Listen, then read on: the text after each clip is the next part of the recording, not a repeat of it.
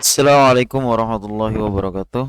Alhamdulillah, alhamdulillahirabbil alamin wa bihi nasta'inu ala umuri dunya waddin wa ala alihi wa sahbihi ajmain amma ba'du.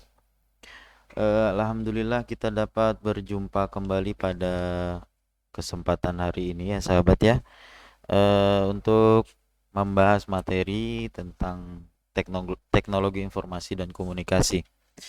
Oke, di minggu lalu kita sudah membahas yang namanya sistem operasi ya. Ada apa aja sistem operasi kemarin? Ya, kita membahas Windows, terus Mac OS, terus Android. Habis itu apa lagi satunya? Oh ya, Linux atau Ubuntu.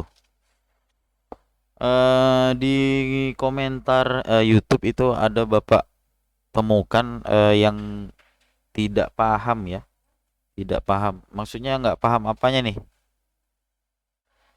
Bapak juga nggak tahu itu siapa karena anonim kayaknya. Apanya itu yang nggak paham? Padahal sistem operasi itu secara tidak langsung kalian pasti ini ya, pasti make. Contoh kecilnya di Windows. Nah, rata-rata laptop laptop orang di dunia ini rata-rata memakai sistem operasi yang namanya Windows. Kalau laptop kalian mereknya Asus, Acer, HP, nah itu rata-rata menggunakan sistem operasi Windows. Nah, tampilannya ya kurang lebih seperti itu. Nah, beda nggak antara laptop Acer atau Asus sama MacBook? Nah, pasti beda ya tampilannya. Nah, dari segi tampilan aja sudah beda. Nah, itu yang namanya sistem operasi ya. Sistemnya juga pasti berbeda, cara menggunakannya juga berbeda. Nah, yang membedakan itu sistem operasi. Kalau hardware-nya atau perangkat kerasnya itu hampir sama ya. Mereka punya hard disk, mereka punya RAM, mereka punya CPU juga dari keduanya. Padahal kalau kalian pakai itu sistem operasinya beda kan. Nah, yang beda kan bukan dari segi hardware ya, tapi yang beda adalah eh, apa? Sistem operasi atau operating system. Kalau kalian kurang familiar dengan ini dengan laptop atau komputer, kita kita bayangkan ini aja, smartphone. Kalau kalian pernah pakai produknya iPhone, terus kalian pakai Android, itu pasti tampilannya beda. Cara menggunakannya beda, sistemnya Pak juga beda. Ya enggak? Nah, padahal di dalamnya ya komponennya hampir mirip. Ya dia juga punya RAM, dia juga punya penyimpanan internal, dia juga punya kamera, ya sama. Fungsinya juga sama, kegunaannya sama, cuman tampilannya beda, sistemnya beda, cara penggunaannya juga beda. Ya enggak? Nah, kenapa beda? Ya karena sistem operasinya berbeda.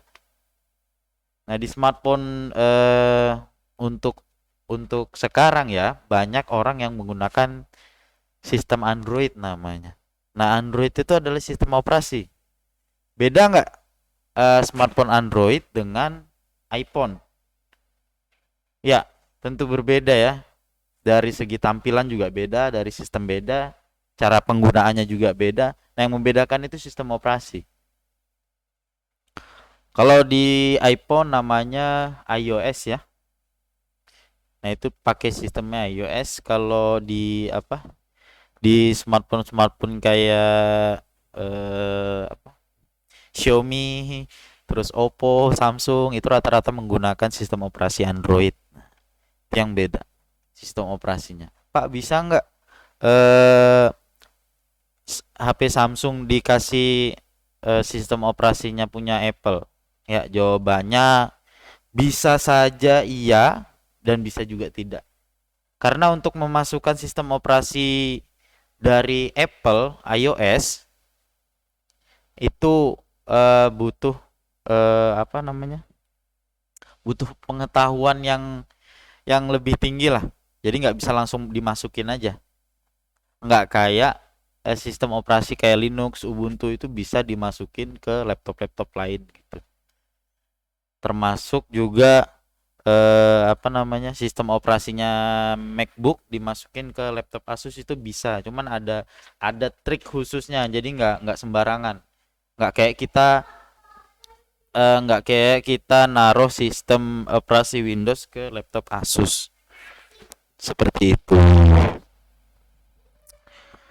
Gimana sahabat? Ada bayangan sistem operasi itu kalau dilihat secara apa namanya? Secara visual ya, maksudnya kita lihat langsung, bedanya itu di tampilan. Paling paling apa paling gampang bedakan itu hanya di tampilan. Tampilannya pasti berbeda. HP Android dengan HP dengan iPhone pasti berbeda. Seperti itu. Itu namanya sistem operasi ya. Jadi sistem juga beda. Oke, kita lanjut. Setelah kita mengenal yang namanya sistem operasi, nah kita akan lanjutkan ke yang namanya, bentar, Bapak cari dulu. Kita lanjut ini ke software ya, atau perangkat lunak.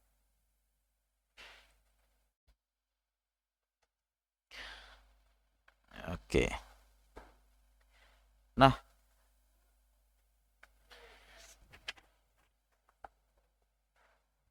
oke, perangkat lunak ini dibuat oleh yang namanya programmer ya. Bisa kita lihat di layar ini ada orang pakai jumper.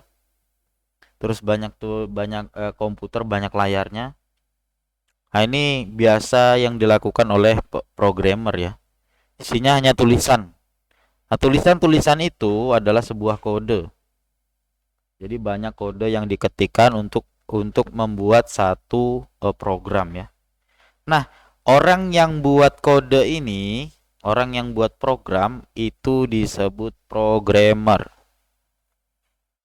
Ingat ya, program itu dibuat oleh programmer. Orang yang membuat program disebut programmer. Nah, programmer ini sebentar.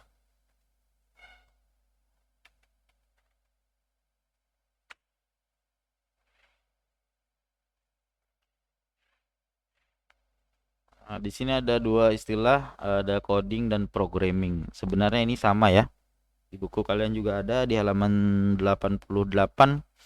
Proses yang dilakukan untuk membuat perangkat lunak itu namanya programming atau coding ya. Nah, ini prosesnya. Nah, ini prosesnya. Jadi ketika orang itu membuat suatu program, ketika ya, waktu dia mengerjakannya, nah itu disebutnya coding. Jadi seperti itu. Nah, ini gambar yang tadi, gambar programmer tadi itu dia lagi coding. Lagi kerja. Nah, ini lagi kerja. Nah, ini yang dia kerjakan disebut coding. Nah, itu dia.